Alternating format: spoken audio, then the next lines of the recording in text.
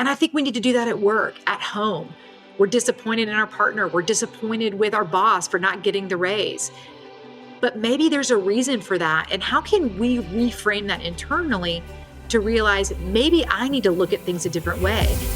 Welcome to Get Real, Get Results, where we're rewriting the rules of success for women in leadership. Hi, everyone. Welcome to Get Real, Get Results. I'm Chantell Preston. Happy to be here today with you guys. So today I want to talk a little bit about disappointment. And when I say disappointment, I'm not really meaning, Debbie Downer, disappointment, poor me, but really how can disappointment shape who you are and really help you with mental resilience? I think we've all in life had situations, whether it be in our personal lives, in our careers, or even with somebody we know we've been disappointed in. And usually when I'm disappointed, I can usually get over it pretty quickly because I'm like, okay, my mindset was if you're not disappointed in things in life, you're really probably not stretching yourself enough because disappointment comes along with trying and maybe not succeeding. But I always try to reframe that and look at it as, hey, I didn't succeed because there was something better out there. So I had a situation recently happen and it was a huge blow. And it wasn't necessarily to me, but it was for my daughter. And it was such a situation that I was unprepared for as a parent, because like I said, when it's disappointment for myself, it's easy to kind of look past it and move on and just kind of figure, hey, tomorrow's a better day. But what do you do when that disappointment is your child? It's a whole different game because not only are they hurting, but you're hurting with them. And to try to articulate to a 14-year-old, hey, don't worry, everything's going to work out in the end, when things in their world are so critical to that age that they can't see the forest through the trees. I know we've all had the situations with our kids where, they break up with their boyfriend or girlfriend, which I think is hilarious because at, 6th, 7th, 8th, 9th grade, really, what does that mean? To an adult, we realize, hey, that's just not a big deal in life. But to a child, that's a huge deal because in their world, it's such an important aspect. And I've had to learn as a type A parent, sometimes I just have to sit down and realize that even though in my mind, it's not a big deal, in their mind, it is. So how can I be present and how can I utilize this time as a life lesson? And not only, frankly, do I do this with my kids, but I also do this with my employees as well. So we had a situation come up recently where the reality is we did everything right. Everything that we were supposed to do, we did. But in the end, we didn't get what we thought we were going to get. And it was a very unfortunate situation. It was kind of a shock. And when that happens, the first thing that I did is you go to, how do I fix the situation? And you do this with your employees as well. They bring you in, something's happened, and I'm a fixer in life. I fix things. So how do you fix it? And I had to really step back and say, wait a minute, is this the right time or place for me to come in and try to fix something? First of all, I didn't even know what was broken. I was confused myself. I was sad. I was disappointed. There was so much disappointment. And then I started blaming myself. Did I do something wrong? As a parent, could I have done something differently? Was it not being home? Was it my career? Did something I do impact the end result to this situation? Once I calmed down and realized that wasn't the case, obviously there's things out there that we sometimes don't know about. I had to sit back and go, how can I help my daughter get past this situation and understand that in life, everything happens for a reason? It was a hard situation, especially for about the first 2 weeks. But the first thing I tried to do was really validate her feelings. We've all been there. We've all been disappointed. We know how heartbreaking it can be. So really validating that I understood that she was hurt and I was hurt too, but I understood and I validated her feelings that it was okay for her to feel like she did, disappointed and not understanding and confused. I had some conversations with some folks about the situation and, we were all trying to figure out what's the life lesson here. And the reality is that sometimes you don't know what the life lesson is. You hope for the best, but in that moment, all you can see is your child hurting. You're hurting. And so again, it's hard to really figure that out. What's the best way to deal with this? The other thing is really trying to make her realize that just because this decision was made and it wasn't the decision you were hoping for, that doesn't change who you are as a person. That doesn't mitigate all the things that you've done to get to this place. You worked very hard. You're an amazing child. You're very committed to your passions. So let's stay focused on those things, knowing that maybe this other path we're about to go down is the better path for you. And maybe we need to embrace that and realize that, hey, there's something out there that we're not seeing. So maybe we need to reframe or look through a different lens as to what are those opportunities. And I think we need to do that at work, at home. We're disappointed in our partner. We're disappointed with our boss for not getting the raise.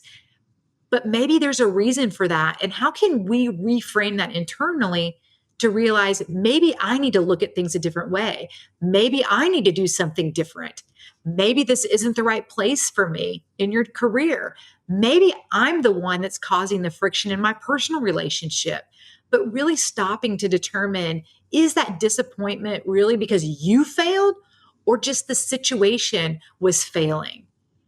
And there's something that's come up recently that I'm really perplexed by. And that's when did we go from when you fail at something, you become a failure? Used to, when I was younger, if I failed at something, I thought, hey, you know what? It is what it is. I tried hard. It didn't work out. What are my life lessons? What did I learn from it? And I move on. But it seems in today, it's like when somebody fails, it's like they become a failure, which I think we need to change that narrative completely. In my mind, if you're not failing, you're not trying hard enough. That's part of life. That's part of putting yourself out there and really trying something new, getting comfortable with being uncomfortable. That's what we want to do. And there's going to be disappointment that comes along. So when you're dealing with yourself or dealing with your child or dealing with an employee, it's important, again, validate their feelings and their emotions. It's okay to have these feelings, but also look at the journey we've been on. Quit worrying about what the outcome was, but what did we learn along the journey?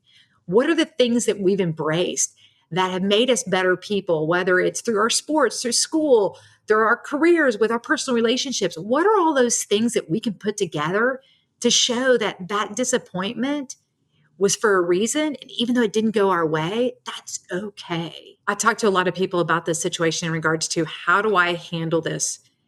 And, again, we're trying to find out the lesson in life. Well, it's interesting because we haven't figured it out yet. However, the one thing was a great life lesson for my daughter is sometimes things just aren't fair. That's a reality. That's the life we live in. Sometimes you don't have the answers. Sometimes you don't know why. And I've had to deal with that throughout my career. Decisions that we've made, decisions I've made. I've been disappointed in myself for making that decision. But what good is it going to do for me to continue to beat myself up over it versus realizing I made a bad decision, I'm disappointed in myself, give myself a time to feel like that, but then move on. And again, it's not validating your emotions, but yet giving yourself the ability to feel those emotions, deal with them, but then know that you're going to move on and you're going to be in a better place.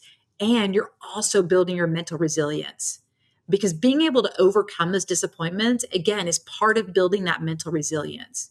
So whether you're 50-some-year-old female or you're a 14-year-old, how do we continue to build that mental resilience? And those disappointing moments, as hard as they can be, are one of those things that allows us to continue to grow. It's interesting how disappointment can come across to different people.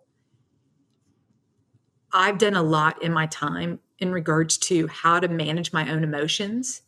And I think that that's something that we all try and we all struggle with. Disappointment's no different. Usually it's harder when you think you've done everything right and it still doesn't turn out your way. So what are we going to teach ourselves and what are we going to do to make ourselves better people and build that mental resilience on a consistent basis? So some of the action steps I've taken throughout my time is really embracing that disappointment and feeling those emotions, being able to sit back and say, hey, I am disappointed. This is sad. It makes me upset. I did everything I thought I was supposed to do. But then I also take a step back and say, but let's put it on a different lens. What else could I have done? Is there something that I could have done differently that may have changed the trajectory of those decisions or that outcome? Sometimes there is, sometimes there's not. So again, it's going back and really evaluating your life and saying, what can I do to continue to grow as an individual? This situation with my daughter was heartbreaking. It's something she's looked forward to for years, and unfortunately, it didn't go our way. At the end of the day, we're on the other side of it now. We realize that it happened for a reason, and not because she didn't do something right or something wrong. It was because it wasn't meant to be. And I think sometimes we get down and not realizing that sometimes disappointment is actually showing us a different direction that's a better direction for us. And we forget that because we're so caught up in the hurt and the anger that we don't realize maybe this happened for a reason. We're on the other side now. We're in a very happy place. We realize this is the best decision for my daughter moving forward. As a parent, I feel better because there are times I just didn't know what to say. I didn't have the answers. And frankly, no one did. Everybody I called, nobody could give me the answers of why it was happening the way it was. It was interesting to watch my daughter process this. And I think at first I didn't give her enough credit because I just wanted to swoop in and fix the situation. And then I started realizing what was happening in her own mind. And I saw this young child, still my baby, really morph into this very emotionally intelligent individual that's processed this as, hey, this isn't something that I did. Unfortunately, life sometimes isn't fair. And so I have to look at this differently and say, I'm going to make this opportunity the absolute best opportunity for me. And I'm going to embrace this, and I'm going to learn everything I can to turn out to be successful. And that's what happened. And so I felt it was very important for us to talk about disappointment because a lot of times we get in that disappointment and then we can't get out. And we get down on ourselves. There's no self-compassion. We beat ourselves up. But why? What good is that doing? I'd rather us look at it as disappointment helps you build mental resilience. It gives you another frame to look through to say, maybe this wasn't the right direction. Let me evaluate all the other options that are out there. So there's so many different ways of looking at disappointment. Again, validate your emotions, sit in it, but then really sit back and think about how can I do better? What can I do to improve this situation for me? And how can this motivate me at the same time? Because I want to do better because the next time I don't want to be in this situation. Or look back at the journey. What did I learn from this? What did I learn along the way? Even though I tell kids all the time in sports, stop worrying about the outcome, focus on the journey, because it's about that repetitive, that everyday, that commitment, that loyalty. So we need to focus on that, not exactly what the outcome is. I always told my kids in softball, I didn't care whether we won or lost. I cared about how did you show up? Did we have fun?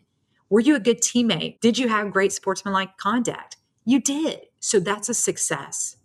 So it goes back to when you're evaluating, you're dealing with this, not just for yourself, but also for your employees, your partners, your kids, validate their emotions, but take a step back and help them look through it and say, let's talk about you and how you've benefited from this interactions and what did we learn from it? There's 3 action steps you can take. As I mentioned, feel the emotions that are in front of you. It's disappointing. It happened, but make sure you allow yourself that time to really feel those emotions because that's going to help you get past them a lot quicker. The other thing is really name, what did you want out of this experience? Was it something that situation couldn't have given you? Is it something that maybe you need to rethink about? Maybe that's not the experience I was looking for, but really think about out of that situation, what was the experience that you really wanted? And then lastly, really redirect your energy, channel that positive energy to being who you want to be, being authentic, doing the things that you want, being passionate, and staying true to yourself. Thank you guys so much for joining me today. I hope you enjoyed this. I know I couldn't go into too many details in regards to the situation as a whole because it is a very sensitive subject, but I did ask my daughter before I had this conversation if she cared if I shared this with you guys, and she said no. She even offered to come on the podcast with me, but I really think it's important for us to understand that things happen in life, and sometimes just life isn't fair. But how we deal with those and how we acknowledge them is really important to us and who we are and our personal growth. So thank you guys so much for joining me today. Hope you guys have a great week. Thanks so much for listening today. We hope you found the information valuable. If you're listening on Apple or Spotify, follow us and leave us a review. If you're watching on YouTube, we'd love for you to like and subscribe. And don't forget to drop us a comment as we'd love to hear from you. Have a great week.